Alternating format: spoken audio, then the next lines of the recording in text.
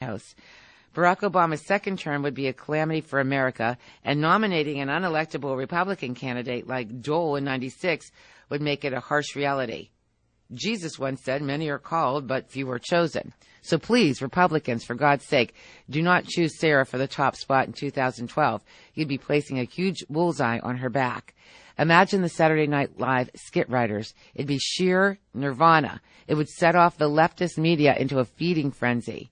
Palin is far too valuable to the GOP to be political cannon fodder, so why give the left another chance to shoot her down? Nominate Scott Brown and be done with it. Let's not give the left another chance to shoot Sarah Palin down. So it's interesting. He makes some good, because it's hard to hear something like that because I love Sarah Palin. I mean, I love her. I really do. Everything about her I like.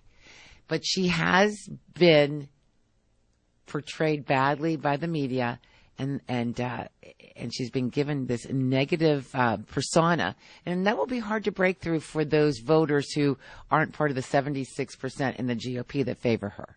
Well, we are a center-right country. There's more conservatives in this country than there are liberals, but there's a lot of people out there floating around in this group called the Independents, Yes. But the thing about this is, I don't know that I agree with him. Because, when they go out, look, Scott Brown didn't get nailed in Massachusetts because we blindsided him. They had no idea Scott Brown was coming. I mean, they had plenty of time to put the, pictures of him half naked in Cosmo Actually, up there, they didn't have as much, they probably had about as much time as they had with Sarah Palin. But see, again, Sarah Palin, for whatever reason, became the target for the mainstream media. And it's just, it's a shame what they did to her, but they did do it. Isn't it interesting how the left had no problem slandering and going after a powerful woman? Just exactly. Kind of curious about that. Well, as a woman, that bothers me.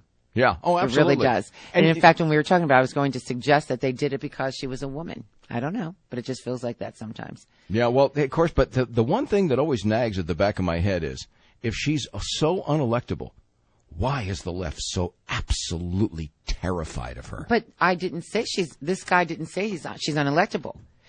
She's only unelectable in that the media has been successful in giving her a bad image. Mm-hmm. The Tina Fey, nobody's going to forget that. Every time I see Tina Fey now, all I can think about is her opening the door and say, I can see Russia. And a lot of people, and he's right, the morons that watch that and get their news from Saturday Night Live and Comedy Central, that's where we're going to have a problem. So he could be right. I don't mind her running for the Senate.